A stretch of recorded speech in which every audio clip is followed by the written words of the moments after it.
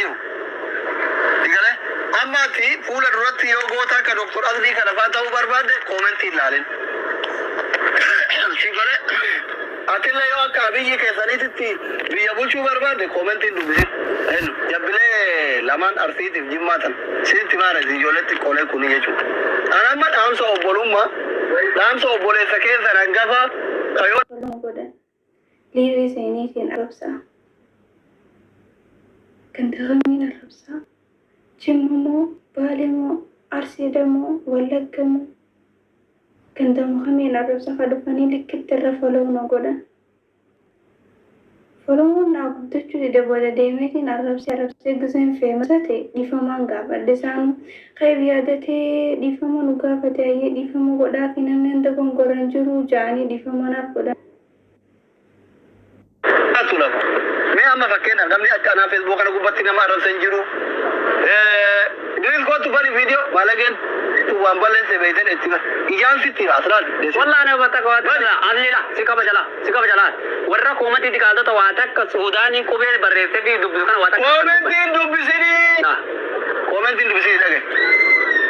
مش اوتو دينجري دغه بت كومنت رمال کو دانا نارفا جيرن kana boda yeroo jimmaaf qabsooftu suuraa milikuumaan taane gaggarangalchi buuse dhagaa jirta. Kanaaf uummata keenyaaf sagalee taanaa jeeyyolii fi seenii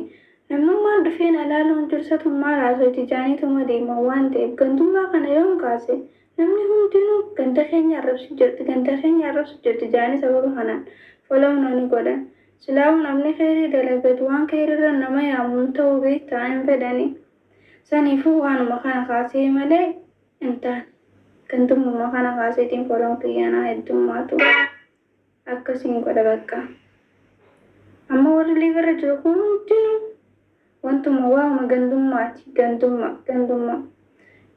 arrabsanii maal isa bu'aan isaan fidan feemasuma ta'uu fi mite anis akkaan feemasa ta'uuf gandummaadhaan kaasa gandummaa kanaan silattuu namni khayrii dubbatu namni maal haasawasa kun jaanitu molumata barsan yookiin luboysaa tokko faratti wanni isin goruu qabdan ganda keetii maa hin quuqamini miti ganda keetii quuqamta taanaan bakka jirtutti roorroo ganda keetii dhoowwuu danda'uudha qaba isa na argaa namni baay'een na halaaluu kanaaf si gale takka jedha lammata hamma feete aari hammuma feete namni fedhe si hamiidhu suuraa jiraan waaqoo guututii miti rabbi isaanii haa araaramu suuraa عارفي قاف أول أترى أنا دوي هون جاء رايت دوي يوفر قطني جا أنا مريم gandummaa miti khaniin nyammaan tana kaase waa'ee gandummaa keessaa miti aan oromoo ta'uu kiyyaan falmadda malee gandummaa hin falmaddu ganda kiyya ittiin dhaladha hin qabsaa'u anuma malee saniif obboleeyyan kiyya wanti tiktok kanarratti deemu jira irra guddaan isaa waa'ee gandummaati gandummaa kana dhiisnee obboleeyyan keenya ammoo haadha keenya abbaa keenya warra wallagga keessatti akkasitti dhumu jiru kanaaf yoo sagalee taane hangam takka irra gaariidha garuu waa'ee gandummaa kanaaf gurra kan hodhisnee waan boodaa kanninee fi yeroo sa'a kanninee fi gandummaa warra gandummaa haasawanii isaan kanaaf sagalee kanninee fi gurra kanninee fi isaan kana jala deemnee isaan kana hordofuu dhisnee waa'ee tokkummaa waa'ee uummata wallaggaa irratti akkamitti mari'annee